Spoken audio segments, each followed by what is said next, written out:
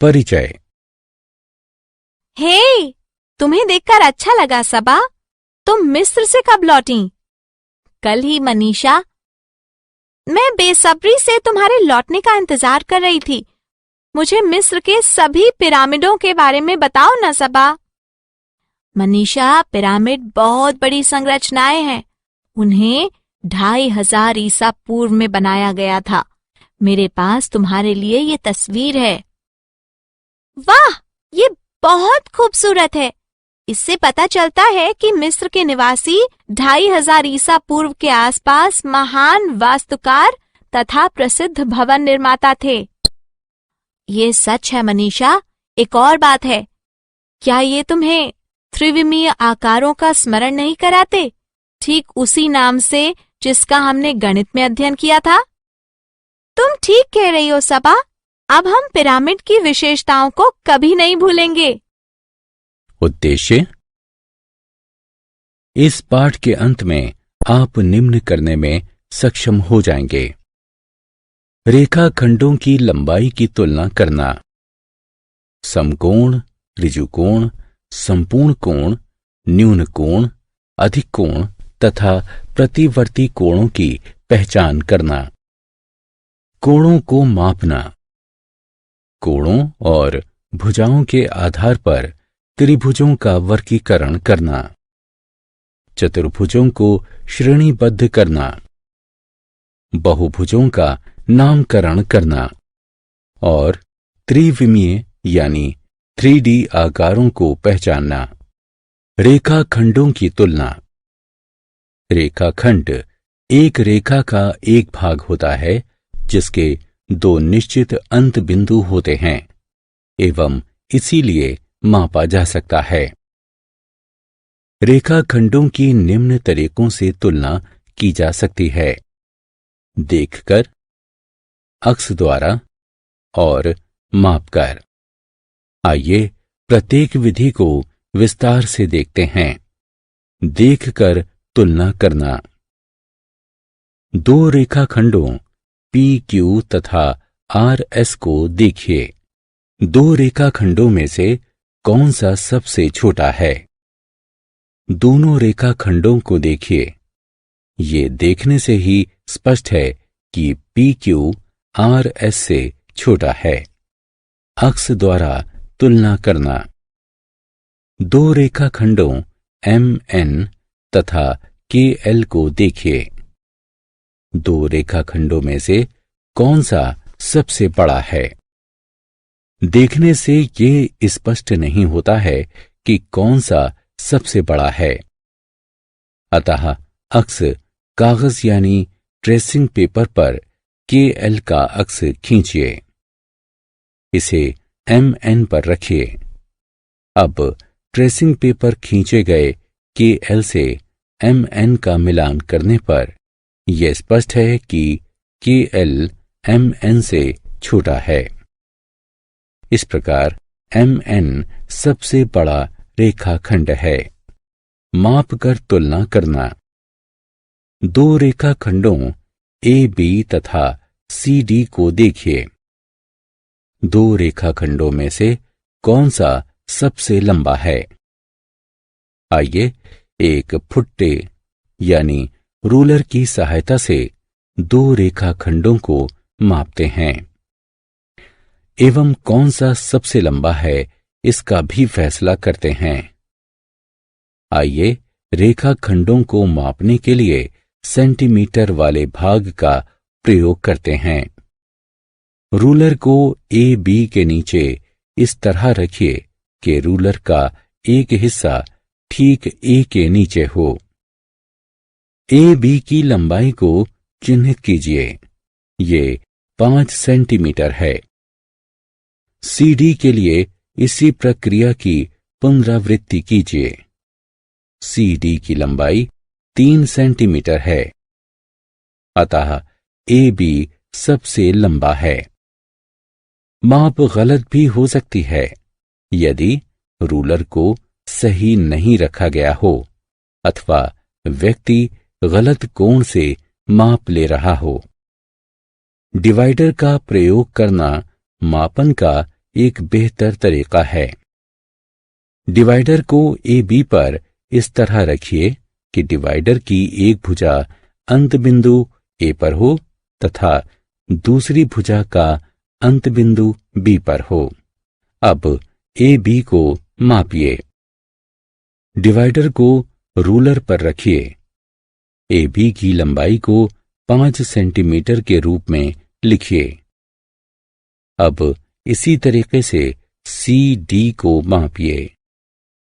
C D की लंबाई को 3 सेंटीमीटर के रूप में लिखिए।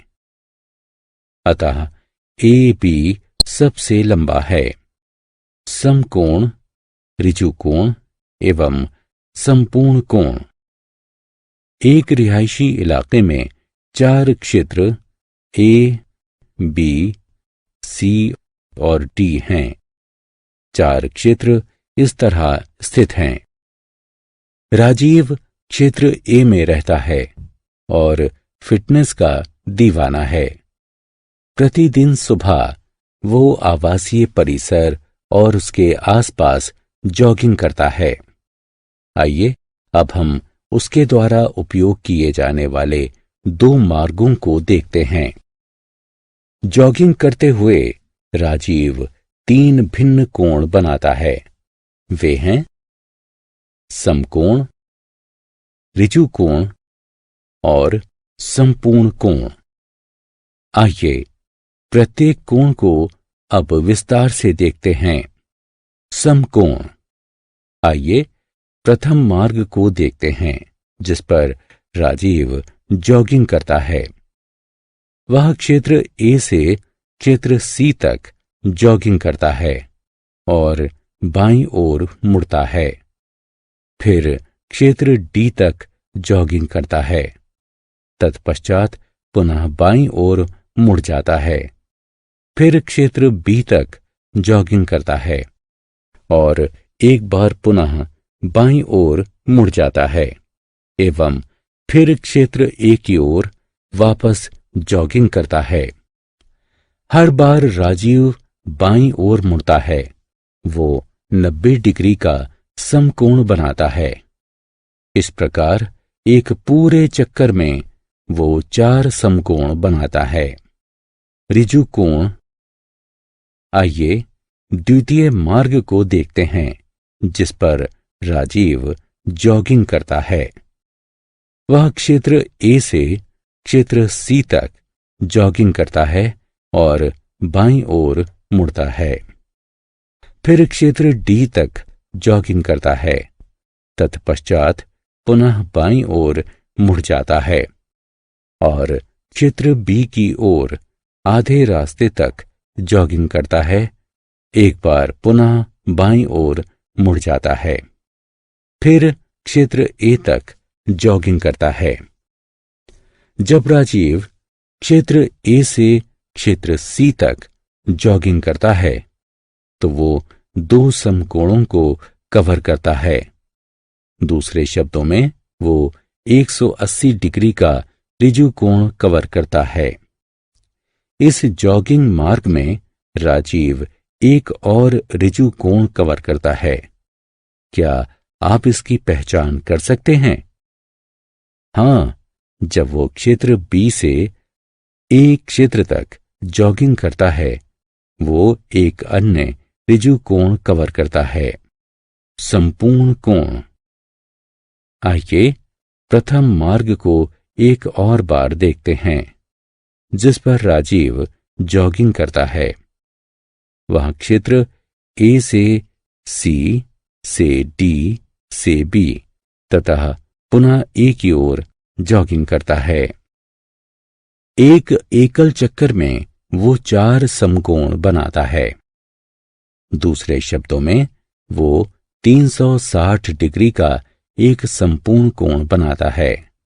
न्यून कोण, अधिक कोण एवं प्रतिवर्ती कोण। 3 कोण और हैं। ये हैं न्यून कोण, अधिक कोण, प्रतिवर्ती कोण। आइए एक एक करके इन्हें देखते हैं।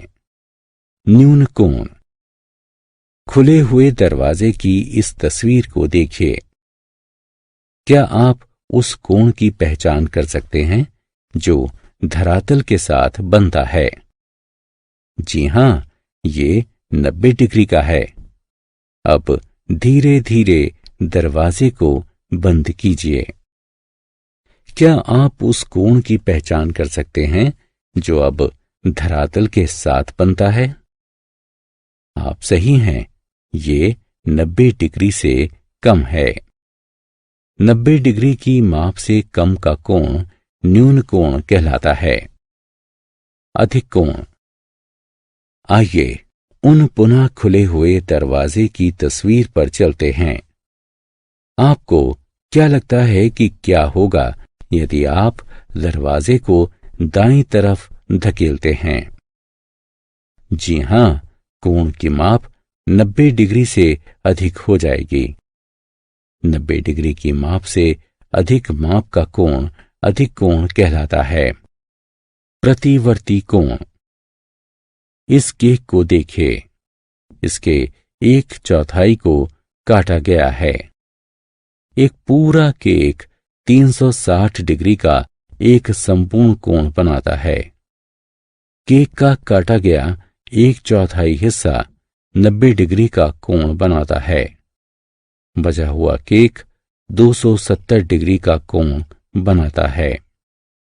180 से अधिक माप का कोण प्रतिवर्ती कोण कहलाता है। कोणों की माप। आइए अब एक चांदा की सहायता से कोणों को मापते हैं। चांदा एक 0 से 180 तक के चिन्हों वाला एक अर्धवृत्तीय ज्यामितीय उपकरण है। ये चिन्ह डिग्री को दर्शाते हैं।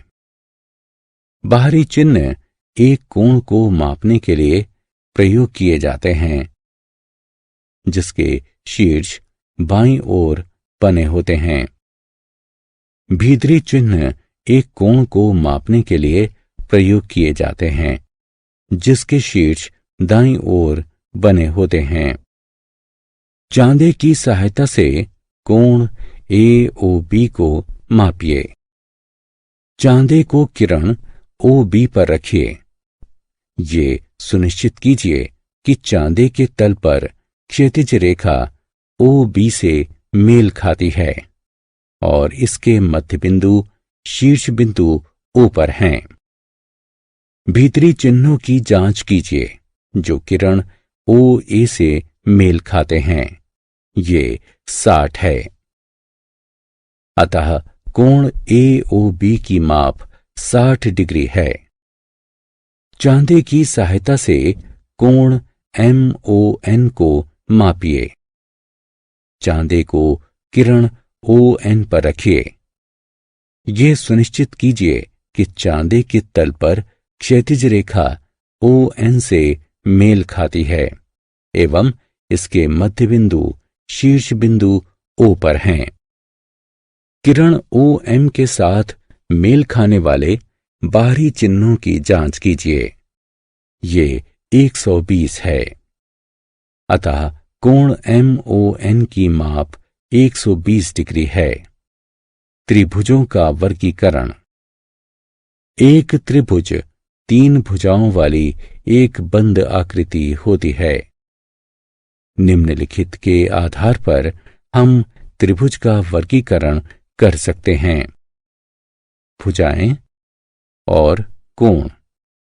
आइए एक एक करके इन्हें देखते हैं। भुजाओं के आधार पर वर्गीकरण।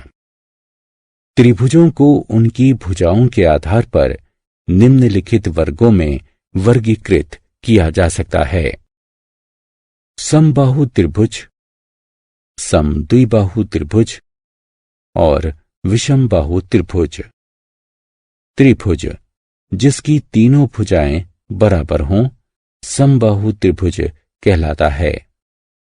समबाहु त्रिभुज के सभी कोणों की मापें भी बराबर होती हैं। त्रिभुज जिसकी 2 भुजाएं बराबर हों समद्विबाहु त्रिभुज कहलाता है। समद्विबाहु त्रिभुज की समान भुजाओं के सम्मुख कोण भी बराबर होते हैं। त्रिभुज जिसकी तीनों भुजाएं बराबर नहीं हों विषमबाहु त्रिभुज कहलाता है। विषमबाहु त्रिभुज के सभी कोण असमान होते हैं। कोणों के आधार पर वर्गीकरण। एक त्रिभुज के कोणों का योगफल 180 डिग्री होता है। त्रिभुजों को उनके कोणों के आधार पर निम्नलिखित वर्गों में वर्गीकृत किया जा सकता है। न्यून कोण त्रिभुज, समकोण त्रिभुज और अधिक कोण त्रिभुज। त्रिभुज जिसके सभी तीनों कोणों की माप 90 डिग्री से कम हो न्यून कोण त्रिभुज कहलाता है। त्रिभुज जिसके किसी एक कोण की माप 90 डिग्री हो समकोण त्रिभुज कहलाता है। त्रिभुज जिसके किसी एक कोण की माप 90 डिग्री से अधिक हो अधिक कोण त्रिभुज कहलाता है। लंब रेखाएं। इन दो रेखाओं को देखिए। ए बी सी डी को प्रतिच्छेद करती है। दो रेखाओं का प्रतिच्छेदन बिंदु O है। प्रतिच्छेदन बिंदु पर सभी 90 डिग्री के 4 कोण बनते हैं, अतः दो रेखाएं परस्पर लंबवत कहलाती हैं।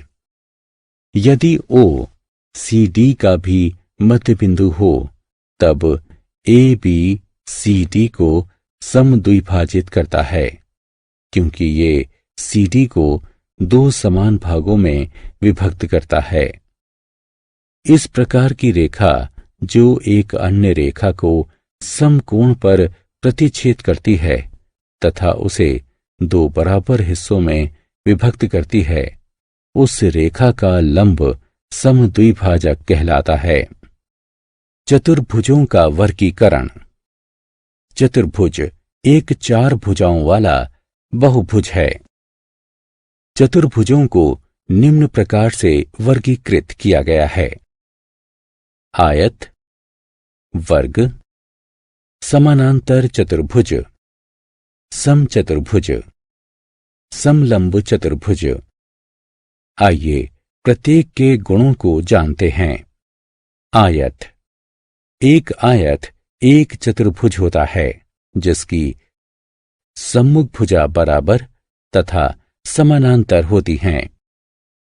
चारों कोण बराबर होते हैं। प्रत्येक कोण की माप 90 डिग्री होती है। विकर्ण बराबर एवं परस्पर लंबवत होते हैं। वर्ग। एक वर्ग एक चतुर्भुज होता है जिसकी चारों भुजाएं बराबर होती हैं। सम्मुख भुजाएं समानांतर होती हैं।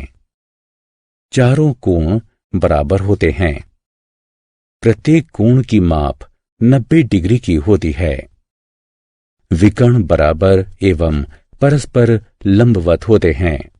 समानांतर चतुर्भुज। एक समानांतर चतुर्भुज एक चतुर्भुज होता है जिसकी सम्मुख भुजाएं बराबर तथा समानांतर होती हैं। सम्मुख भुजाएं बराबर होती हैं। समचतुर्भुज। एक समचतुर्भुज एक चतुर्भुज होता है जिसकी चारों भुजाएं बराबर होती हैं। सम्मुख भुजाएं समानांतर होती हैं।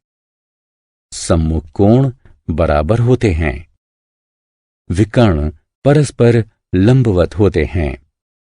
समलंब चतुर्भुज। एक समलंब चतुर्भुज एक चतुर्भुज होता है जिसकी सम्मुख भुजाएं समानांतर होती हैं। बहुभुज। एक बहुभुज 3 या अधिक भुजाओं वाली एक बंद आकृति होती है। यहां कुछ बहुभुज हैं। आइए उनकी भुजाओं की गिनती करते हैं एवं उनका नामकरण करते हैं। त्रिविमीय आकार। त्रिविमीय आकार में गहराई होती है। वे दो विमीय आकारों की भांति सपाट नहीं होते हैं। त्रिविमीय आकारों के उदाहरण हैं घन, शंकु, गोला, घनाभ, प्रिज्म, पिरामिड इत्यादि।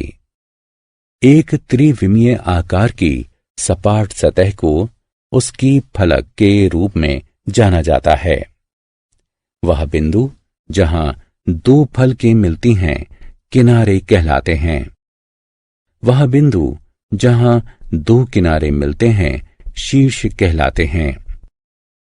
आइए निम्नलिखित त्रिविमीय आकारों को एक एक करके देखते हैं।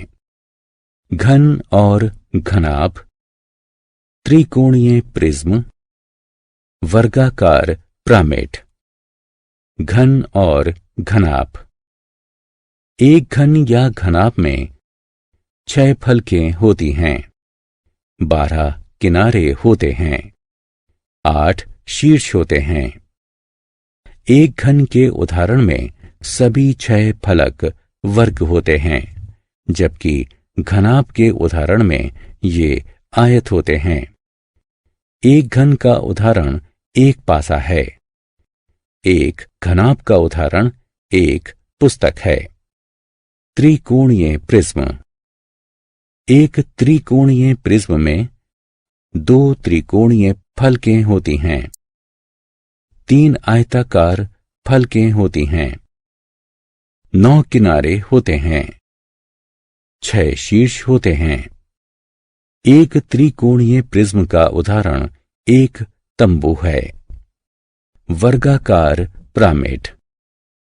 एक वर्गाकार पिरामिड में एक वर्गाकार आधार होता है।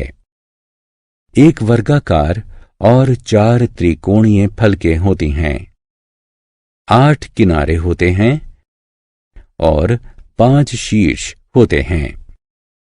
एक वर्गाकार पिरामिड का उदाहरण मिस्र की पिरामिडें हैं। सारांश। आइए हमने जो कुछ सीखा है उसे संक्षेप में दोहरा लें। कोणों को न्यून कोण, समकोण, अधिक कोण, ऋजु कोण, प्रतिवर्ती कोण तथा संपूर्ण कोणों के रूप में वर्गीकृत किया गया है। त्रिभुजों को उनके कोणों के आधार पर न्यून कोण, अधिक कोण तथा समकोण के रूप में वर्गीकृत किया गया है। उन्हें उनकी भुजाओं के आधार पर समबाहु, समद्विबाहु और विषमबाहु त्रिभुजों के रूप में वर्गीकृत किया गया है। एक चतुर्भुज एक 4 भुजाओं वाला बहुभुज है। एक बहुभुज एक 3 या अधिक भुजाओं वाली एक बंद आकृति है। त्रिविमीय आकारों में गहराई होती है। एक रेखा का एक लंब समद्विभाजक एक रेखा को समकोण पर प्रतिच्छेद करता है एवं उसे 2 बराबर हिस्सों में विभक्त करता है।